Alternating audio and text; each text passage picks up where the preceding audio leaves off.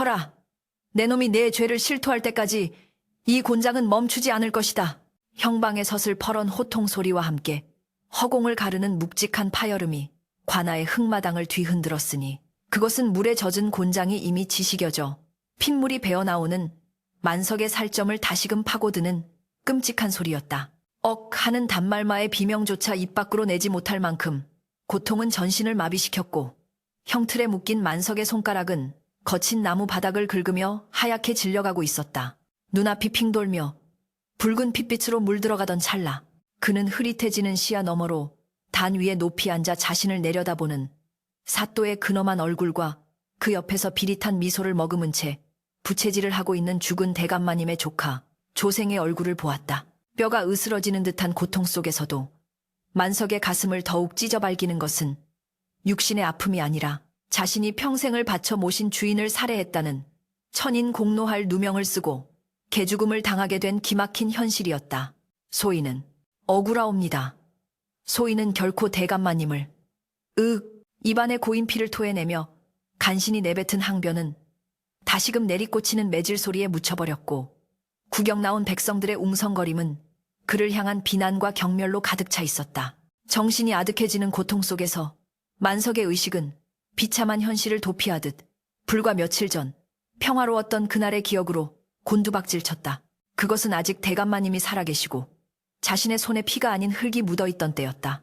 노비의 신분으로 태어나 평생 허리 한번 제대로 펴보지 못하고 고된 노동에 시달리는 삶이었으나 만석에게도 남들이 모르는 유일한 낙이 있었으니 바로 뒷산 바위 틈에 둥지를 튼 까마귀들을 돌보는 일이었다. 남들은 까마귀를 흉조라하여 돌을 던지거나 침을 뱉으며 피하기 일쑤였지만 부모 얼굴도 모르고 자란 만석에게 녀석들은 유일한 말벗이자 친구였다. 이른 새벽 아직 동이 트기도 전에 일어나 마당을 쓸고 쇠죽을 끓인 뒤 만석은 주방 식모 몰래 누룽지나 쉰 밥덩이를 헝겊에 싸서 품에 넣곤 했다. 자, 이리들 오너라. 배고플 텐데 어서들 먹거라. 그가 뒷산 어귀의 커다란 고목 아래에 서서 휘파람을 불면 기이하게도 숲속 어디선가 검은 날개들이 푸드덕거리며 나라와 그의 어깨와 머리 위에 앉아 친근하게 울어대곤 했었다. 특히 그 무리 중에는 한쪽 다리를 저는 늙은 까마귀 한 마리가 있었는데 만석은 그 녀석을 볼 때마다 마치 자신을 보는 듯하여 더욱 각별히 챙기곤 했다. 다른 녀석들에게 치여 먹이를 먹지 못할까 염려하여 손바닥 위에 따로 밥알을 올려주면 녀석은 경계심 없이 다가와 콕콕 쪼아 먹으며 만석의 거친 손가락을 부리로 비비곤 했다. 너도 나처럼 외롭고 고단한 팔자구나. 그래도 산 목숨이니 살아야지 않겠느냐. 만석이 씁쓸한 미소를 지으며 중얼거리면 까마귀들은 마치 그 말을 알아듣기라도 한 듯 까악까악 화답하며 그의 주위를 맴돌았다. 그 평온한 시간은 고된 노비 생활의 시름을 잊게 해주는 찰나의 위로였고 짐승이라도 정을 주면 배신하지 않는다는 소박한 믿음이 그의 가슴속에 깊이 뿌리 박혀 있었다. 주인인 최대감 역시 비록 엄격하긴 했으나 아랫사람을 함부로 대하지 않는 덕망 높은 선비였기에 만석은 자신의 처지를 비관하지 않고 묵묵히 제 할 일을 다하며 살아올 수 있었다. 그러나 평온했던 최대감의 집안에 먹구름이 들이오기 시작한 것은 한양에서 빚더미에 앉아 쫓겨내려온 조카 조생이 사랑채에 기거하면서부터였다. 조생은 겉으로는 숙부를 봉양하러 왔다고 떠벌렸으나 그의 눈빛은 언제나 탐욕으로 번들거렸고 밤마다 기생집을 드나들며 가산을 탕진할 궁리만 하고 있었다. 만석은 밤늦게 사랑채 앞을 지나다 조생이 술에 취해 주정을 부리며 최대감에게 돈을 내놓으라고 패악을 부리는 소리를 여러 번 들었다. 숙부님, 어차피 자식도 없이 늙으신 몸, 그 많은 재산을 무덤에 쌓아 짊어지고 가실 겁니까? 이 조카가 사업 미천으로 좀 쓰겠다는데 그게 그리 아까우십니까? 조생의 목소리에는 살기가 서려 있었고 그때마다 최대감의 긴 한숨, 소리와 기침 소리가 창호지 문을 넘어 흘러나왔다. 만석은 주먹을 꽉 쥐었지만 천한 노비가 감히 양반의 집안일에 끼어들 수 없어 그저 방문 밖에서 발만 동동 구를 뿐이었다. 그러던 어느 날 조생이 마당에서 까마귀들에게 밥을 주던 만석을 발견하고는 홧김에 발길질을 하며 소리쳤다. 에이 재수없는 놈! 아침부터 흉물스러운 새새끼들을 불러들이고 지랄이야. 내 놈이 주인을 잡아먹으려고 구판이라도 버리는 게냐. 조생의 난동은 날이 갈수록 심해졌고 집안 하인들 사이에서도 흉흉한 소문이 돌기 시작했다. 조생이 읍내 왈패들과 어울리며 숙부가 곧 돌아가시면 큰돈이 생길 것이라 떠들고 다닌다는 것이었다. 만석은 불안한 마음에 밤잠을 설치며 최대감의 안방 주변을 서성이는 날이 많아졌다. 그러던 운명의 그날 밤, 유난히 달빛조차 구름에 가려 칠흑같이 어두웠던 밤이었다. 늦은 시각까지 쇠죽을 쓰고 있던 만석은 안채 쪽에서 둔탁한 소리와 함께 짧은 비명소리가 들려오는 것을 감지했다. 가슴이 철렁 내려앉은 만석은 쇠죽 작대기를 내던지고 안방으로 달려갔다. 대감마님, 무슨 일이십니까? 떨리는 손으로 방문을 벌컥 열어 젖힌 만석의 눈앞에 펼쳐진 광경은 지옥도 그 자체였다. 병풍은 쓰러져 있고 방바닥은 흥건한 피로 물들어 있었으며 그 핏물 한가운데 최대감이 가슴에 칼이 꽂힌 채 싸늘한 주검이 되어 쓰러져 있었던 것이다.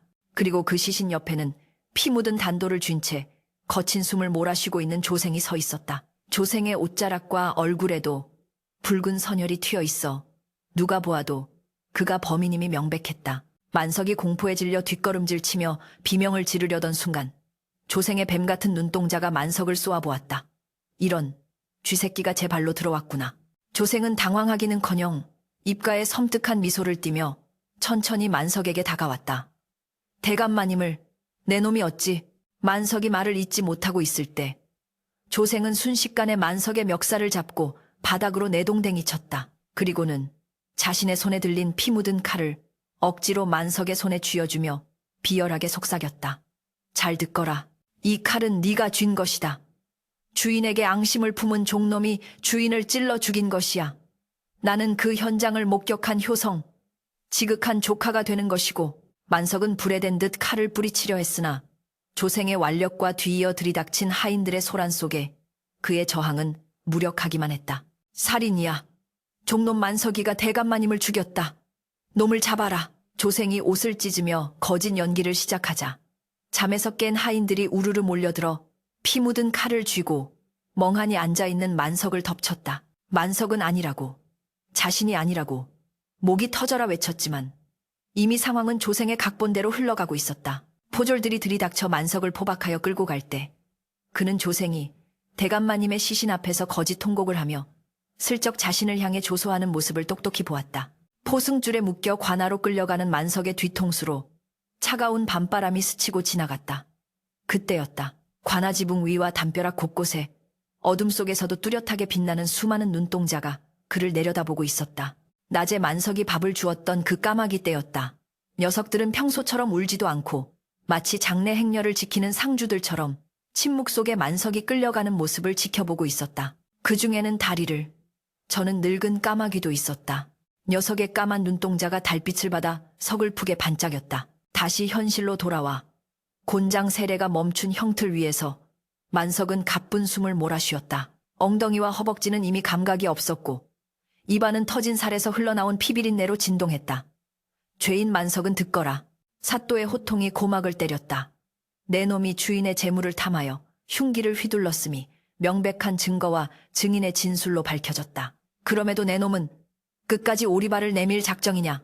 만석은 고개를 들어 억울함을 호소하려 했으나 목구멍에서 나오는 것은 쉰 쇳소리뿐이었다. 조생은 사또 옆에서 부채로 입을 가린 채 회심의 미소를 짓고 있었다. 그는 이미 관아의 이방에게 뇌물을 써서 수사를 조작했고 만석에게 불리한 거짓 증언을 할 하인들까지 매수해둔 상태였다. 천한 노비 한 명 죽여 없애는 것은 그들에게 일도 아니었다. 만석은 절망감에 고개를 떨구었다. 이대로 죽는 것인가? 아무런 죄도 없이 주인을 죽인 패류나라는 오명을 쓰고 저승에 가서 대감마님을 어찌 뵐 것인가? 눈물이 피와 섞여 흙바닥으로 떨어졌다. 형리가 다시금 곤장을 높이 쳐들며 사형 신호를 기다릴 때 갑자기 하늘에서 기이한 소리가 들려왔다. 까악, 까악. 한두 마리가 아니었다. 수십, 아니 수백 마리의 까마귀 떼가 관아 상공을 선회하며 울부짖기 시작했다. 그 소리는 마치 억울하게 죽은 영혼들의 비명처럼 들려 마당에 있던 모든 사람들의 등골을 서늘하게 만들었다. 사또와 조생도 놀란 듯 하늘을 올려다보았다. 검은 구름처럼 몰려든 까마귀 떼는 형틀에 묶인 만석의 위를 빙빙 돌며 마치 그를 보호하려는 듯한 형상을 취했다. 조생의 얼굴이 일순간 굳어졌다. 단순한 우연이라기에는 새들의 기세가 너무나 흉흉하고 조직적이었다. 만석은 흐릿한 눈으로 그 검은 날개들을 바라보았다. 녀석들이었다. 자신의 밥을 먹고 자란 산짐승인 주제에 사람보다 더 따뜻한 온기를 나누어 주던 그 친구들이었다. 곤장 찜질에 기절하기 직전 만석은 속으로 간절히 빌었다. 너희들이라도 알고 있으니 되었다. 부디 내가 죽거든 내 시신 쪼아 먹어 배라도 채우거라. 그의 의식이 끊어짐과 동시에 형리의 곤장이 다시 한번 허공을 갈랐다. 습하고 퀴퀴한 곰팡이 냄새와 썩은 지푸라기 냄새가 코를 찌르는 옥사안. 만석은 차가운 바닥에 짐짝처럼 내던져져 있었다. 의식을 되찾았을 때 가장 먼저 느껴진 것은 전신을 휘감는 끔찍한 통증이었다. 곤장에 지시겨진 엉덩이와 허벅지는 불인두로 지지는 듯 화끈거렸고 터진 살점 사이로 배어나온 피가 바지자락에 말라붙어 움직일 때마다 생사를 찢는 고통을 안겨주었다. 으윽. 신음소리조차 마음대로 내지 못할 만큼 목은 타들어갔고 퉁퉁 부어오른 눈을 간신히 뜨자 쇠창살 사이로 들어오는 희미한 달빛만이 이 참혹한 공간을 비추고 있었다. 이곳은 산 사람을 위한 곳이 아니었다. 죽음의 문턱에 선 자들이 마지막 숨을 몰아쉬는 연옥과도 같은 곳, 관아의 깊숙한 지하 감옥이었다. 만석은 떨리는 손으로 바닥을 더듬어 물을 찾았으나 손에 잡히는 것은 누군가 남기고 간 쥐 파먹은 나무 그릇과 차갑게 식은 돌멩이뿐이었다.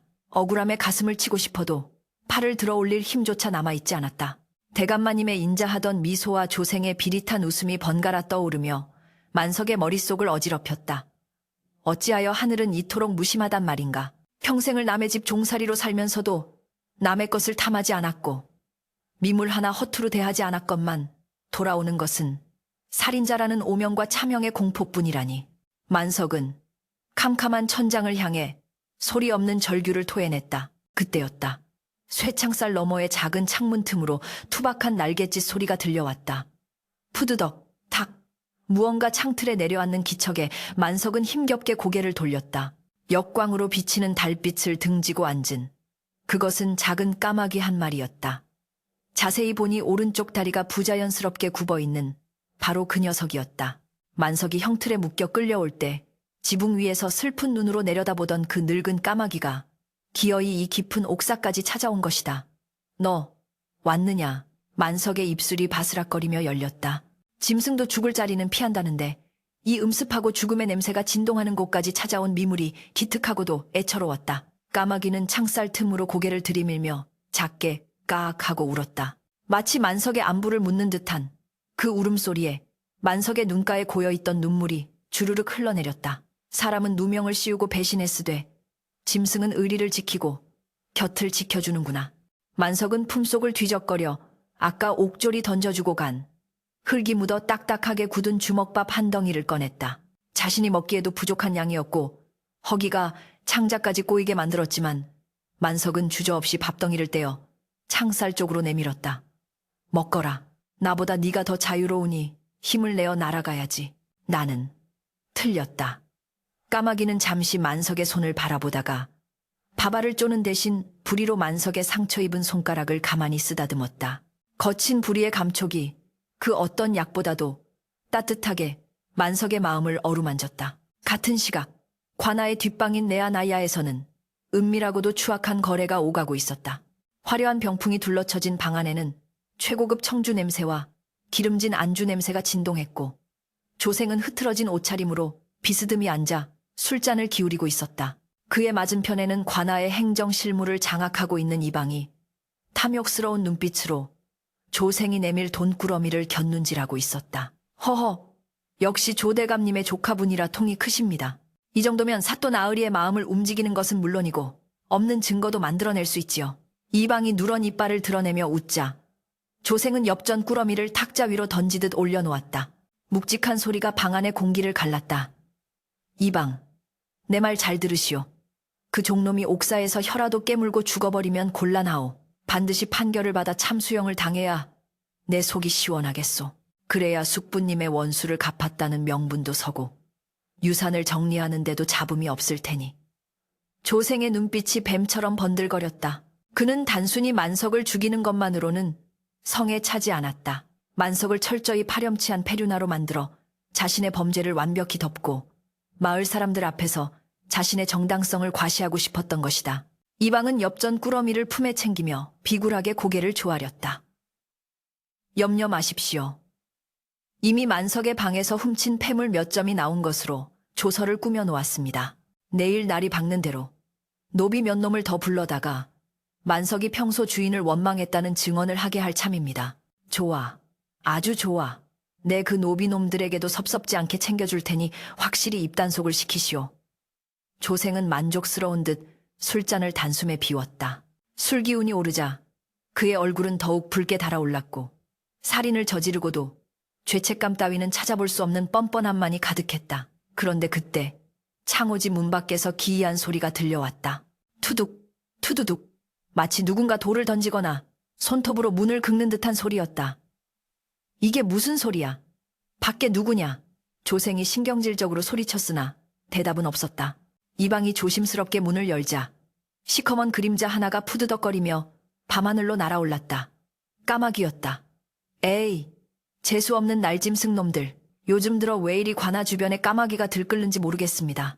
이방이 투덜거리며 문을 닫으려 할 때 조생은 마당의 나무 위에 앉아 자신을 뚫어지게 쳐다보는 수십 개의 붉은 눈동자와 마주쳤다. 어둠 속에서 빛나는 그 눈들은 마치 지옥에서 온 감시자들 같았다.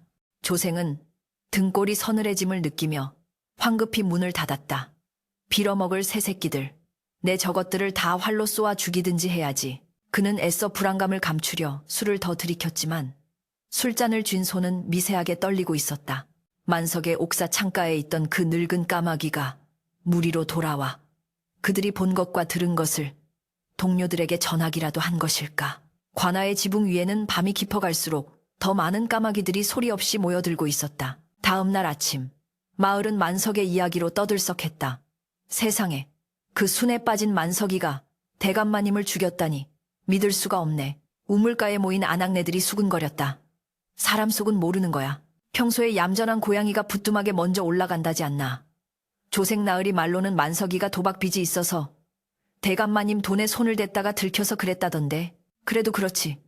만석이가 평소에 까마귀 밥 주는 걸 보면 심성이 고운 사람 같았는데 여론은 조생이 퍼뜨린 악의적인 소문과 이방의 공작으로 인해 점점 만석에게 불리하게 돌아가고 있었다.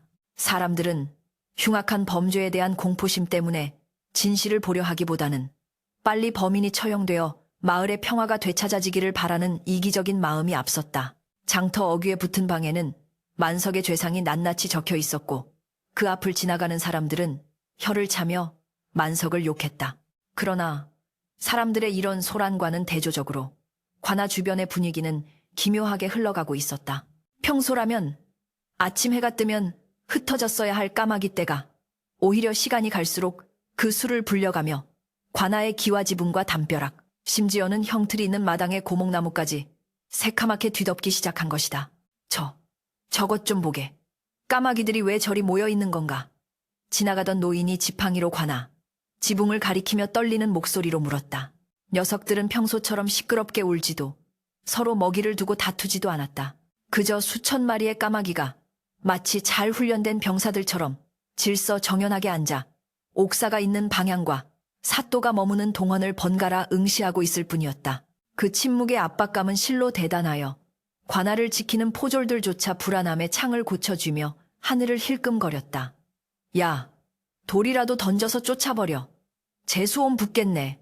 포졸 조장이 소리치며 돌멩이를 던졌지만 까마귀들은 잠시 날아올랐다가 다시 제자리에 앉을 뿐 결코 관아를 떠나지 않았다. 오히려 돌을 던진 포졸을 향해 수십 마리가 동시에 고개를 돌려 매섭게 노려보는 통에 포졸은 기겁을 하며 뒷걸음질 쳤다. 이것은 단순한 새들의 모임이 아니었다. 그것은 자연이 보내는 무언의 경고이자 억울한 피냄새를 맡고 찾아온 응징의 전조였다. 조생은 사랑채 문을 열고 나오다 마당을 가득 메운 검은 새들을 보고 기겁을 했다. 이게 무슨 변고야.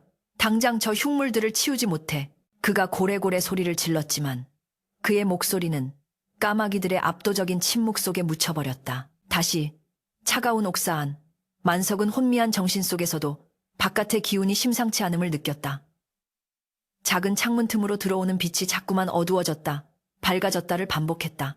그것은 수많은 날개가 태양을 가리고 지나가며 만들어내는 그림자였다. 너희들이 나를 지켜주러 온 것이냐? 만석은 벽에 기대 앉아 힘없이 중얼거렸다. 어제 다녀간 늙은 까마귀가 다시 왔는지 알 수는 없었지만 그는 혼자가 아니라는 사실에 기이한 위안을 얻었다.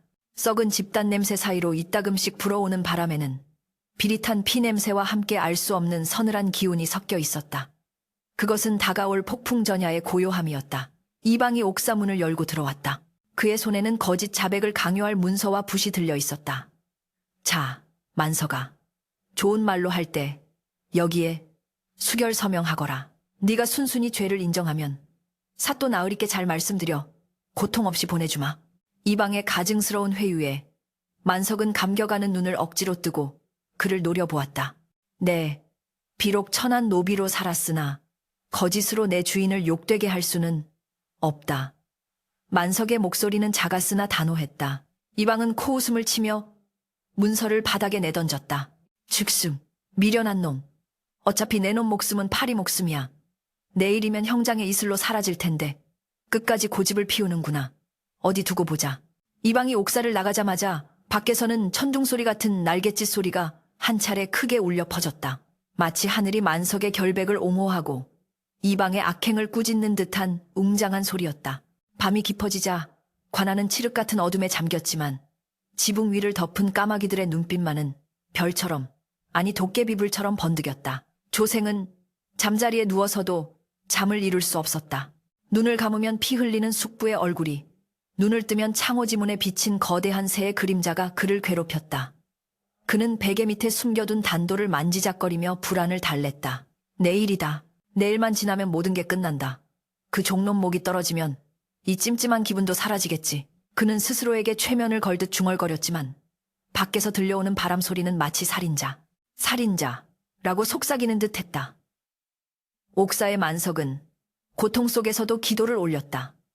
자신이 죽는 것은 두렵지 않으나 진실이 묻히는 것만은 막아달라고, 그리고 자신을 믿어주는 저 검은 날개의 친구들이 다치지 않기를 빌었다. 운명의 날, 심판의 날이 밝아오고 있었다. 동이 트기 전 가장 어두운 새벽, 관아 뒷산의 숲속 깊은 곳에서 거대한 까마귀 떼의 우두머리가 날카로운 울음소리를 내질렀다. 그것은 공격 명령이었다. 이제 곧 인간의 법이 심판하지 못한 죄를 자연의 법으로 심판할 시간이 다가오고 있었다. 운명의 날이 밝았으나 세상은 마치 아직 밤의 끄트머리를 붙잡고 있는 듯 기이하게 어둑했다.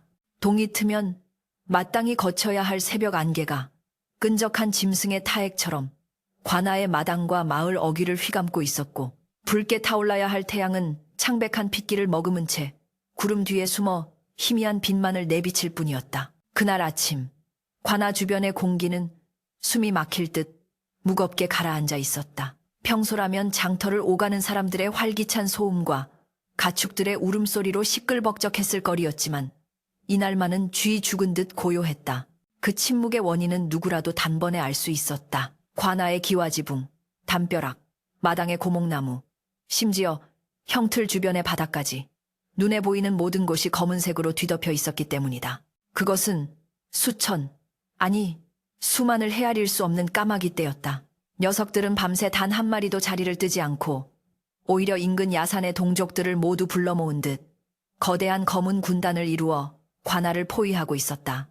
바람 한 점 없는 날씨임에도 어디선가 스으 하는 소름 끼치는 소리가 들려왔는데 그것은 수만 마리의 까마귀가 동시에 깃털을 고르거나 부리를 가는 소리였다. 이게 도대체 무슨 병고란 말인가.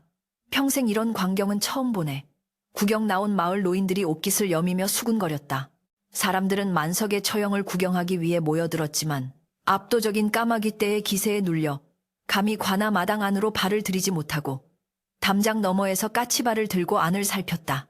관아의 포졸들조차 창을 쥔 손에 땀을 쥐며 지붕 위에서 자신들을 내려다보는 수만 개의 까만 눈동자를 애써 외면하려 했다. 그 눈빛들은 단순한 짐승의 것이 아니었다. 마치 인간의 죄를 꿰뚫어보고 심판하러 온 저승사자의 눈빛처럼 차갑고도 집요했다. 내아에서 나온 조생은 이 광경을 보고 얼굴이 사색이 되었다. 그는 화려한 비단 옷을 입고 애써 위엄을 갖추려 했지만 덜덜 떨리는 다리는 그의 공포를 여실히 드러내고 있었다. 이방, 저 흉물들을 당장 쫓아내지 않고 뭐 하는 게냐? 활을 쏘아라. 돌을 던져라.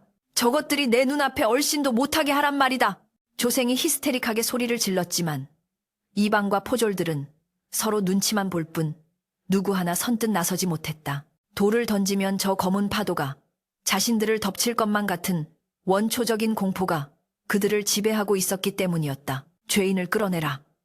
드디어 사또의 명령이 떨어지자 옥사문이 열리고 2명의 옥졸이 만석을 질질 끌고 나왔다. 며칠간의 모진 고문과 굶주림으로 만석의 몰골은 차마 눈뜨고 볼 수 없을 지경이었다. 옷은 피와 고름으로 엉겨붙어 피부와 구분이 되지 않았고 산발한 머리카락 사이로 보이는 얼굴은 흑빛으로 변해 있었다. 그러나 형틀 앞에 무릎 꿇린 만석이 고개를 들어 올렸을 때 그의 눈빛만은 형형하게 빛나고 있었다. 죽음을 앞둔 자의 체념이 아닌 진실을 아는 자만이 가질 수 있는 마지막 자존심이 그 눈 속에 살아 있었다. 만석은 흐릿한 시야 속에서 주변을 둘러보았다. 온 세상을 뒤덮은 검은 새들. 그 장관의 만석의 가슴 속에서 뜨거운 것이 울컥 치솟았다. 고맙다. 내 가는 길. 외롭지는 않겠구나. 그는 마음속으로 친구들에게 작별 인사를 건넸다. 그때 사또가 탁자를 탁 하고 내리치며 판결문을 읽어 내려가기 시작했다. 죄인 만석은 듣거라. 내 놈은 주인의 은혜를 원수로 갚고 재물을 탐하여 천인공노할 살인을 저질렀다. 증인들의 증언과 명백한 증거들이 내 죄를 입증하고 있으니 더 이상의 변명은 통하지 않는다. 사또 옆에 앉은 조생은 짐짓 슬픈 표정을 지으며 눈가를 훔치는 신함을 했다. 아이고, 숙부님. 저 천한 것이 숙부님의 목숨을 앗아가고도 뉘우치지 않으니 이 조카의 가슴이 미어집니다. 부디 저놈을 극형에 처하시어 숙부님의 원혼을 달래주십시오. 조생의 가증스러운 연기에 매수된 증인들이 맞장구를 쳤다. 맞습니다요. 제가 똑똑히 봤습니다. 만석이 놈이 칼을 들고 설치는 것을요. 평소에도 주인 양반 욕을 그리 해대더니 기어이 사단이 났구만요. 거짓 증언들이 쏟아질 때마다 만석은 입술을 깨물었다. 하늘이 알고 땅이 알 것만. 인간들의 법정은 돈과 권력 앞에서 눈이 멀어 있었다. 사또는 만석의 침묵을 긍정으로 받아들이며 목청을 높였다. 국법에 따라 폐륜을 저지른 죄인 만석을 참수형에 처한다. 망나니는 칼을 대령하라. 사또의 판결이 떨어지는 순간 마당 한 구석에 대기하고 있던 망나니가 입에 물을 머금고 뿜으며 시퍼런 칼을 휘두르며 춤을 추기 시작했다. 북소리가 둥둥둥 울리며 처형의 긴박함을 알렸다. 바로 그 순간이었다. 북소리에 맞춰 춤을 추던 망나니가 갑자기 동작을 멈추고 하늘을 올려다보았다. 그의 얼빠진 신음소리와 함께 마당에 있던 모든 사람들의 시선이 동시에 위를 향했다. 맑았던 하늘이 급격히 어두워지고 있었다. 먹구름이 몰려오는 것이 아니었다. 관아지붕과 주변 나무, 그리고 뒷산에 앉아있던 수만 마리의 까마귀들이 일제히 날개를 펴고 허공으로 날아오른 것이었다. 그들이 만든 거대한 검은 띠가 태양을 완전히 가려버리자 대낮이었던 관아마당은 순식간에 한밤중처럼 캄캄해졌다. 까악 수만 마리의 새들이 동시에 내지르는 울음소리는 천지를 뒤흔드는 굉음이 되어 고막을 찢을 듯 울려 퍼졌다. 그것은 더 이상 새의 울음소리가 아니었다. 억울하게 죽은 원혼들의 절규이자 하늘이 내리는 분노의 포효였다. 사람들은 공포에 질려 비명을 지르며 바닥에 엎드렸다. 해가 사라졌다. 하늘이 노하셨다. 마을 사람들은 공포에 질려 우왕좌왕했고 사또는 쥐고 있던 판결문을 바닥에 떨어뜨렸다. 돌풍이 불기 시작했다. 까마귀 떼의 날갯짓이 만들어낸 거대한 바람이었다. 흙먼지가 회오리치며 마당을 휩쓸었고 깃발들이 찢겨나갈 듯 펄럭였다. 조생은 거센 바람에 가시 날아가고 상투가 풀어 헤쳐진 채 바닥을 기었다.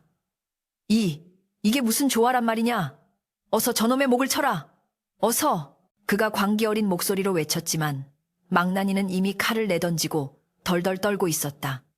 만석은 그 혼란의 중심에서 고요히 눈을 감고 바람을 느꼈다. 뺨에 닿는 바람결에서 익숙한 냄새가 났다. 숲의 냄새, 흙의 냄새, 그리고 깃털의 냄새. 눈을 뜨자 어둠 속에서 수없이 많은 붉은 눈동자들이 춤을 추듯 내려오고 있는 것이 보였다. 그것은 단순한 비행이 아니었다. 명확한 목표를 가진 군대의 돌격과도 같은 움직임이었다. 하늘을 가린 검은 돔돔에 안에서 까마귀들은 소용돌이치며 점점 고도를 낮추고 있었다. 그 소용돌이의 끝은 만석이 아닌 단상 위에 앉아있는 사또와 조생을 향하고 있었다. 사또 나으리, 피하십시오. 이방이 다급하게 외쳤지만 이미 늦었다. 하늘에서 검은 폭포수가 쏟아지듯 까마귀 떼가 급강하를 시작한 것이다. 후두두두둑. 빗방울 떨어지는 소리가 아니었다. 날카로운 부리와 발톱을 앞세운 새들이 지붕과 마당을 강타하는 소리였다. 삿도의 탁자가 뒤집어지고 병풍이 찢겨 나갔다. 조생은 비명을 지르며 탁자 밑으로 기어들어 가려 했으나 보이지 않는 거대한 힘이 그를 옥죄어 오는 듯했다. 만석을 묶고 있던 포승줄 위로 늙은 까마귀 한 마리가 내려앉았다. 녀석은 날카로운 부리로 만석의 밧줄을 쪼기 시작했다. 만석은 믿을 수 없는 광경에 눈을 크게 떴다. 너희들이 정말. 주변은 아수라장이 되었다. 사람들은 머리를 감싸 쥐고 도망치기에 바빴으나 기이하게도 까마귀들은 구경꾼이나 죄 없는 포졸들은 건드리지 않았다. 그들의 공격은 오직 단상 위의 몇몇 인물들에게 집중되고 있었다. 암흑천지가 된 관아마당, 횃불조차 바람에 꺼져버린 그곳에서 오직 까마귀들의 날갯짓 소리와 조생의 처절한 비명소리만이 울려 퍼졌다. 살려줘! 내 눈! 내 눈! 조생이 허공에 팔을 휘저으며 발광했다. 하늘이 내린 심판의 서막이 올랐다. 인간이 만든 거짓된 법정이 무너지고 자연이 집행하는 진실의 법정이 세워지는 순간이었다. 만석은 찢어진 밧줄을 풀고 비틀거리며 일어섰다. 그의 주변으로 까마귀들이 호위하듯 벽을 쌓았다. 이제 만석은 죄인이 아니었다. 그는 이 검은 군대의 지휘관이자 보호받는 유일한 존재였다. 거대한 날개의 소용돌이 속에서 숨겨졌던 진실의 증거가 서서히 모습을 드러내려 하고 있었다. 아비규환, 아비지역관의 지옥도가 바로 이런 모습일까? 관아의 마당은 순식간에 인간의 비명과 새들의 날갯짓 소리로 뒤범벅이 되어 혼돈의 도가니로 변해버렸다. 수천 마리의 까마귀 떼가 만들어낸 검은 회오리는 정확히 단상 위를 타격하고 있었는데 놀랍게도 그들의 공격은 무차별적인 것이 아니라 정밀하게 계산된 응징이었다. 사방으로 흩어져 도망치는 구경꾼들이나 마당 가장자리에 주저앉아 벌벌 떨고 있는 포졸들에게는 깃털 하나 스치지 않았으나 오직 단상 위의 삿도와 이방 그리고 조생에게만큼은 서슬퍼런 사리를 드러내며 맹렬히 달려들고 있었다. 조생은 이미 비단 옷이 갈기갈기 찢겨나갔고 상투가 풀려 머리카락이 귀신처럼 산발이 된 채 바닥을 구르고 있었다. 살려줘. 이거 치워. 저리 가란 말이야.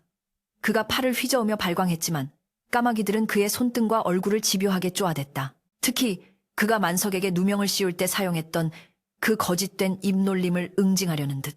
수십 마리의 까마귀가 그의 입 주변을 맴돌며 위협적인 부리질을 해대자 조생은 입을 틀어막고 비명조차 지르지 못한 채 공포에 질려 꺽꺽거리는 소리만 내뱉을 뿐이었다. 삿도 역시 체면이고 위험이고 다 내팽개친 채 탁자 밑으로 기어들어가 엎드려 있었다. 여봐라. 이방. 누구 없느냐. 이 짐승들을 당장 쳐 죽여라. 그가 목이 터져라고 함을 쳤지만 이방 또한 자신의 관모가 까마귀 발톱에 채어 날아가고 엉덩이를 쪼이는 통에 제 몸 하나 건사하기 바빴다. 관아의 포졸들이 창을 들고 다가오려 하면 하늘을 선회하던 별똥대 같은 까마귀 무리가 급강하하여 포졸들의 눈앞을 가로막고 위협했다. 그 기세가 어찌나 흉흉하고 맹렬한지 감히 그 검은 장벽을 뚫고 들어올 용기 있는 자는 아무도 없었다.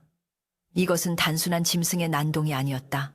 하늘이 내린 천벌, 템퍼디 분명하다는 공포감이 마당에 있는 모든 사람들의 뇌리에 깊이 박히고 있었다. 만석은 찢어진 포승줄을 부여잡고 비틀거리며 그 광경을 지켜보았다. 자신을 애워싼 까마귀들은 마치 호위무사처럼 그를 보호하고 있었고 그 검은 눈동자들 속에서 만석은 깊은 슬픔과 분노 그리고 단호한 의지를 읽을 수 있었다. 대감마님, 보고 계십니까? 이 미물들이 저 대신 울어주고 있습니다. 만석의 눈에서 뜨거운 눈물이 흘러내려 피 묻은 볼을 적셨다. 그때 소용돌이 치던 까마귀 떼 사이로 유난히 크고 윤기 흐르는 깃털을 가진 까마귀 한 마리가 쏜살같이 내려왔다. 녀석의 부리에는 반짝이는 무언가가 물려 있었다.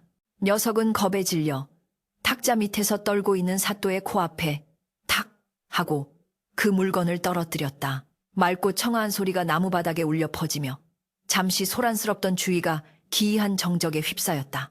삿도는 덜덜 떨리는 손으로 그 물건을 집어들었다. 그것은 붉은 산호 구슬과 옥으로 장식된 고급 놀이개였는데 옥구슬 사이사이에는 검붉게 말라붙은 핏자국이 선명하게 남아있었다.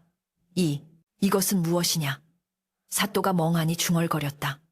그 모습을 멀리서 지켜보던 만석의 눈이 휘둥그레졌다. 그것은 최대감이 생전에 가장 아끼던 물건으로 늘 품속에 지니고 다니던 정표였다. 만석은 저도 모르게 소리쳤다. 사또 나으리, 그것은 대감마님의 놀이개입니다. 대감마님께서 돌아가시던 날 밤에 사라졌던 물건이옵니다. 만석의 외침에 구경꾼들이 술렁이기 시작했다. 저게 왜 까마귀 입에서 나와?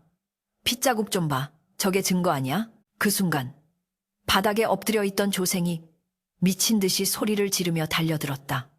내놔! 내놓으란 말이야! 저 빌어먹을 새새끼가 어디서 훔쳐온 거야? 조생은 사또의 손에서 놀이개를 낚아채려 했으나 그보다 먼저 수십 마리의 까마귀가 조생의 팔과 다리를 덮쳤다. 조생은 고통에 몸부림치며 바닥에 나뒹굴었다. 사실 그 놀이개는 사건 당일 밤 조생이 숙부를 살해하는 과정에서 뜯겨나간 것을 엉겁결에 주워 뒷마당 감나무 밑 썩은 기와장 아래에 급히 숨겨두었던 것이었다. 나중에 꺼내어 팔아먹을 요량이었으나 경황이 없어 잊고 있었던 것을 그날 밤 현장을 지켜보았던 까마귀들이 기억해두었다가 결정적인 순간에 찾아온 것이었다. 하늘의 그물은 성긴 듯 하여도 빠져나갈 수 없다 하더니 짐승의 눈을 피했다고 생각한 조생의 오산이 명백히 드러나는 순간이었다.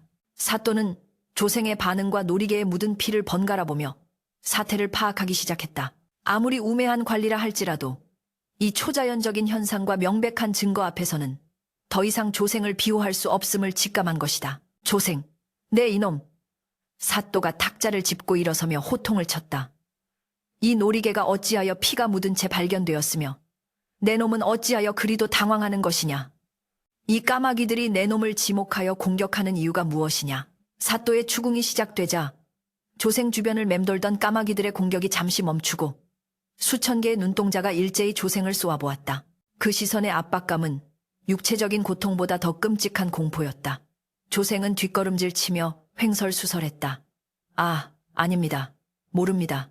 저 새들이 미쳐서 그렇습니다. 저 만석놈이 요술을 부린 겁니다. 그러나 그의 변명은 더 이상 통하지 않았다. 그때 만석이 옥사에서 만났던 그 절름발이 까마귀가 조생의 어깨 위로 날아와 앉았다. 그리고는 조생의 귀에 대고 사람의 비명소리와 흡사한 괴이한 울음소리를 내뱉었다. 까! 까! 까! 그것은 마치 최대감이 칼에 찔리던 순간 질렀던 단말마와 너무나도 닮아 있었다. 조생의 안색이 흑빛으로 변했다. 그의 눈앞에 헛것이 보이기 시작했다. 어깨 위에 앉은 까마귀가 피 흘리는 숙부의 얼굴로 보이기 시작한 것이다. 으악! 숙부님, 잘못했습니다. 제발 저리 가세요. 조생은 허공을 향해 손을 휘저으며 미친 사람처럼 소리쳤다. 죄책감과 공포가 만들어낸 환영에 사로잡힌 그는 스스로 무너져 내리고 있었다. 피 냄새가 나! 내가 찔렀어! 내가 찔렀다고! 조생의 입에서 터져나온 자백은 관아마당을 찬물을 끼얹은 듯 조용하게 만들었다. 사람들은 숨을 죽이고 그를 바라보았다. 돈이 필요해서. 늙은이가 죽지도 않고 돈줄을 쥐고 있어서. 내가 칼로 찔렀어. 그리고 저 종놈에게 뒤집어 씌웠어. 으흐흐. 조생은 바닥에 머리를 쳐박고 흐느끼기 시작했다. 그의 자백과 동시에 하늘을 뒤덮었던 검은 구름 같던 까마귀 떼가 서서히 선회를 멈추고 관아 지붕과 담벼락에 내려앉기 시작했다. 마치 심판이 끝났음을 알리는 배심원들처럼 그들은 조용히 내려앉아 죄인의 몰락을 지켜보았다. 바람이 잦아들고 구름 사이로 한 줄기 햇살이 비치기 시작했다. 그 햇살은 멍하니 서 있는 만석의 얼굴을 비추었다. 사또는 떨리는 손으로 관복을 추스르며 이 기이한 상황을 수습하고 자신의 안위를 도모하기 위해 재빨리 태세를 전환했다. 여봐라. 들었느냐? 진범은 조생이다. 저 폐륜무도한 놈을 당장 포박하라. 당장. 사또의 명령이 떨어지자 얼이 빠져있던 포졸들이 정신을 차리고 조생에게 달려들었다. 조생은 저항할 힘도 없이 포승줄에 묶였다. 이방놈도 잡아라. 위증을 교사하고 뇌물을 받아먹은 공범이다. 사또는 자신의 죄를 덮기 위해 이방까지 희생양으로 삼았다. 이방은 억울하다며 발버둥 쳤지만 이미 돌아선 민심과 사또의 서슬 퍼런 명령 앞에서는 속수무책이었다. 포졸들이 조생과 이방을 무릎 꿇리자 지붕 위에 앉아있던 까마귀들이 일제히 날개를 푸덕이며 승리의 울음소리를 내질렀다. 깍! 깍! 그 소리는 더 이상 흉조의 울음이 아니라 억울함을 씻어낸 환호성처럼 들렸다. 만석은 그제야 다리에 힘이 풀려 털썩 주저앉았다. 극심한 고통과 긴장이 한꺼번에 몰려왔지만 가슴속을 짓누르던 천근만근의 바위는 사라지고 없었다. 만석아, 아이고 만석아! 구경꾼들 틈에서 평소 그를 아끼던 이웃집 할멈이 뛰어나와 만석의 피 묻은 손을 잡고 울음을 터뜨렸다. 하늘이 도우셨어. 짐승이 사람보다 낫다는 게 빈말이 아니었어. 사람들은 경외심 가득한 눈으로 지붕 위에 까마귀들을 올려다보았다. 그동안 흉물이라며 돌을 던지던 자신들의 행동이 부끄러워 고개를 들지 못하는 이들도 있었다. 사또는 헛기침을 하며 만석에게 다가왔다. 내 비록 간교한 자들의 꾀임에 빠져 잠시 판단이 흐려졌으나 하늘의 뜻을 받들어 진실을 바로잡노라. 만석이는 무죄다. 당장 형틀을 치우고 의원을 불러라. 사또의 뻔뻔한 말에도 만석은 대꾸할 기력이 없었다. 그는 그저 고개를 들어 자신을 바라보고 있는 늙은 까마귀에게 시선을 고정했다. 녀석은 조생이 끌려가는 모습을 끝까지 지켜보다가 다시 만석을 향해 고개를 돌렸다. 만석은 흐릿한 미소를 지으며 입모양으로 말했다. 고맙다. 정말 고맙다. 그러자 늙은 까마귀는 날개를 활짝 펴고 하늘 높이 날아올랐다. 그 신호에 맞춰 지붕과 담벼락을 가득 메웠던 수천 마리의 까마귀 떼가 일제히 비상했다. 다시 한번 하늘이 검게 물들었지만 이번에는 공포가 아닌 경이로움이 가득했다. 까마귀들은 관아상공을 크게 세 바퀴 돌며 만석에게 작별을 고하더니 때를 지어 원래 살던 뒷산 숲으로 유유히 사라져갔다. 그들이 떠난 자리에는 따사로운 햇살만이 가득 내려와 만석의 상처 입은 몸을 따뜻하게 감싸주었다. 진실은 밝혀졌고 악인은 심판받았으며 만석의 누명은 벗겨졌다. 그러나 만석은 알고 있었다. 이 기적은 우연이 아니라 보잘것없는 밥 한 덩이에 담긴 진심이 불러온 인과응보의 결과임을. 피냄새와 새똥냄새가 섞인 관아 마당에서 만석은 비로소 깊고 편안한 숨을 내쉬었다. 폭풍이 휩쓸고 간 자리에 비로소 찾아온 고요함은 그 전의 적막과는 결이 다른 평온함이었다. 관아를 뒤덮었던 검은 날개의 군단이 물러가고 피비린내와 광기로 얼룩졌던 마당이 깨끗이 치워진 후에도 마을 사람들의 마음속에는 지울 수 없는 깊은 파문이 남아있었다. 며칠간 사경을 헤매던 만석이 의원의 지극정성으로 겨우 눈을 떴을 때는 이미 계절의 문턱이 바뀌어 창밖의 매화가 꽃망울을 터뜨리고 있었다. 엉덩이와 허벅지의 살점은 흉하게 지시겨져 아물고 있었으나 그 흉터는 더 이상 수치의 낙인이 아닌 진실을 지켜낸 영광의 상처로 여겨지고 있었다. 만석이 누워있는 행랑채 좁은 방에는 마을 사람들이 가져다 놓은 귀한 약재와 먹거리들이 발 디딜 틈 없이 쌓여 있었다. 만석아, 정신이 좀 드는가? 자네가 살아난 게 천지신명의 도우심이지. 이웃집 김노인이 뜨거운 탕약을 후후 불어가며 건넸다. 예전에는 노비라고 하대하며 거들떠보지도 않던 이들이 이제는 그를 마치 마을의 수호신이라도 대하듯 조심스럽고 공경하는 태도로 대했다. 짐승조차 감복시킨 그의 진심을 보았기에 사람들은 비로소 껍데기뿐인 신분을 넘어 그 안에 담긴 고귀한 인격을 알아보게 된 것이었다. 만석이 병석에 누워있는 동안 관아와 마을에는 추상 같은 후폭풍이 몰아쳤다. 자신의 죄를 자백하고 미쳐버린 조생은 옥에 갇혀서도 밤마다 까마귀가 온다. 내 눈을 파먹으러 온다. 라며 괴성을 질러대 옥졸들을 공포에 떨게 했다. 결국 그는 형장의 이슬로 사라지기 전까지 단 한순간도 마음의 평화를 얻지 못한 채 자신이 지은 죄업의 무게와 환영에 시달리다 비참한 최후를 맞이했다. 그의 시신이 거적에 쌓여 나갈 때 하늘에서는 까마귀 한 마리조차 보이지 않았다고 한다. 자연도 하늘도 그 더러운 영혼을 거들떠보지 않는다는 듯 철저한 외면이었다.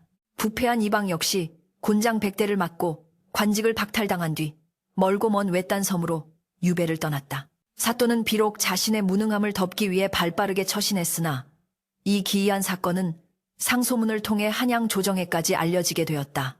암행어사가 파견되어 재수사가 이루어졌고 사또 역시 민심을 어지럽히고 무고한 일을 해하려 한 죄를 물어 파직당하고 말았다. 그야말로 사필귀정, 총장시비, 모든 일이 올바른 이치대로 돌아간 것이다. 몸을 추스른 만석이 가장 먼저 한 일은 주인의 묘소를 찾는 것이었다. 맑은 술 한 병과 북어 한 마리, 그리고 자신이 직접 빚은 주먹밥 몇 덩이를 들고 산을 오르는 만석의 발걸음은 절뚝거렸으나 그 어느 때보다 가벼웠다. 양지바른 언덕에 자리 잡은 최대감의 무덤 앞에는 이미 이름 모를 들꽃들이 피어 바람에 흔들리고 있었다. 만석은 묘비 앞에 털썩 주저앉아 통곡 대신 긴 한숨을 토해냈다. 대감마님, 소인 만석이 이제야 인사 올립니다. 늦게 찾아와 송구하옵니다. 그는 떨리는 손으로 술을 따르고 절을 올렸다. 그 억울한 원한, 미물인 까마귀들이 풀어주었습니다. 저승에서라도 이제 편히 쉬십시오.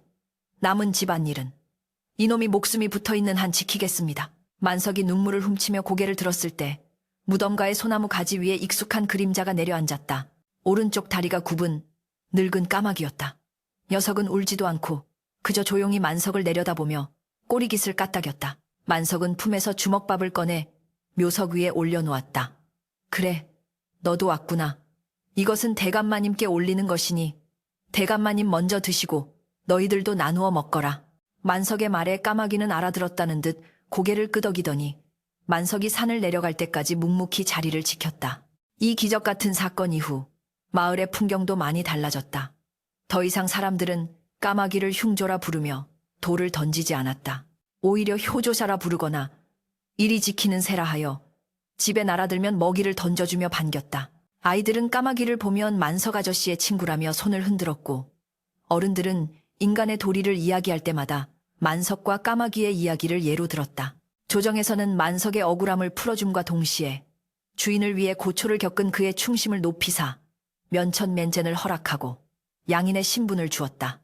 또한 조생이 가로채려 했던 최대감의 재산 중 일부를 만석에게 내리어 살 길을 열어주려 했다. 그러나 만석은 그 재물을 사양했다. 저는 그저 대감마님의 묘를 돌보고 산짐승들과 어울려 살 수 있는 작은 오두막 하나면 족합니다. 나머지 재물은 마을의 가난한 이들을 위해 써주십시오. 그의 청렴한 뜻에 사람들은 다시 한번 고개를 숙였고 만석은 최대감의 묘소 근처 산자락에 작은 초가집을 짓고 들어가 살았다. 세월은 유수와 같이 흘러 어느덧 10수년이 지났다. 만석의 머리에도 하얗게 서리가 내리고 얼굴에는 깊은 주름골이 패였다.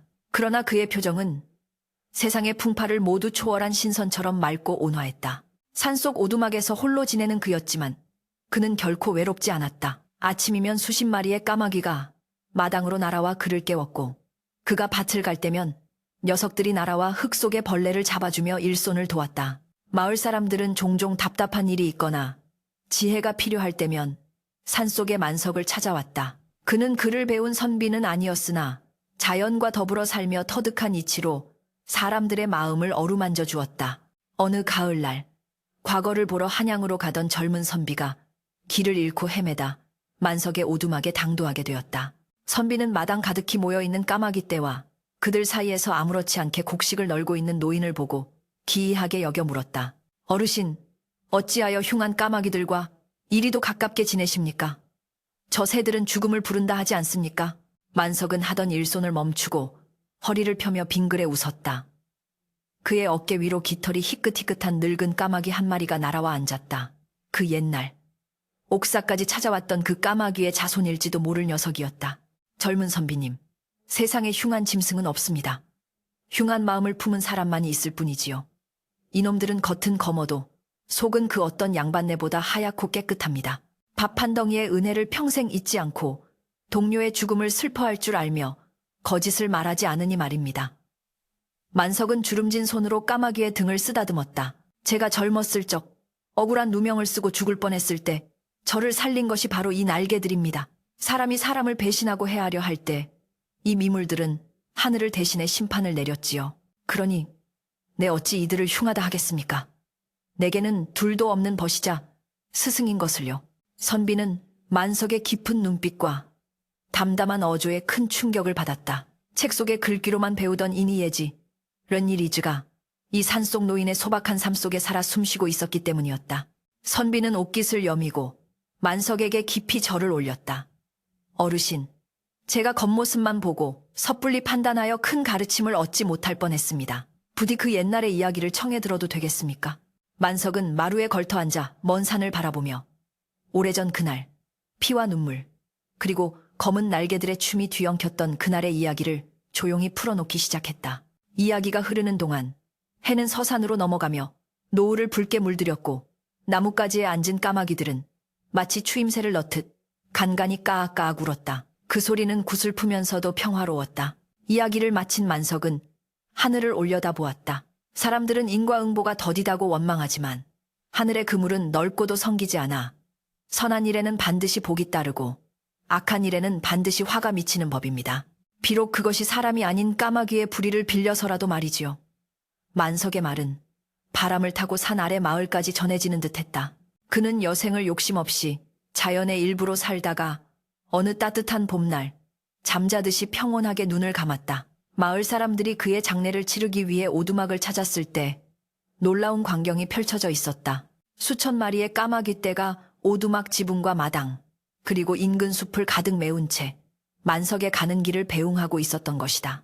상여가 나가는 길, 까마귀들은 울지 않고 침묵으로 뒤를 따랐고 만석이 묻힌 묘소 위를 오랫동안 선회하다가 하늘 높이 사라졌다고 한다. 그 후로도 오랫동안 사람들은 그 산을 오은산, 우원산, 즉 까마귀가 은혜를 갚은 산이라 불렀다. 그리고 억울한 일을 당하거나 힘든 일이 있을 때마다 만석의 묘를 찾아 위로를 얻곤 했다.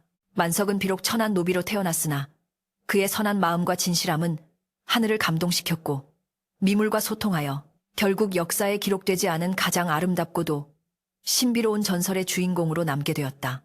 바람이 부는 날이면 지금도 오은산 자락에서는 까마귀들의 울음소리가 들려온다. 그것은 탐욕에 눈먼 인간들을 향한 경고이자 선한 마음을 지키며 살아가는 이들에게 보내는 따뜻한 응원의 노래이리라.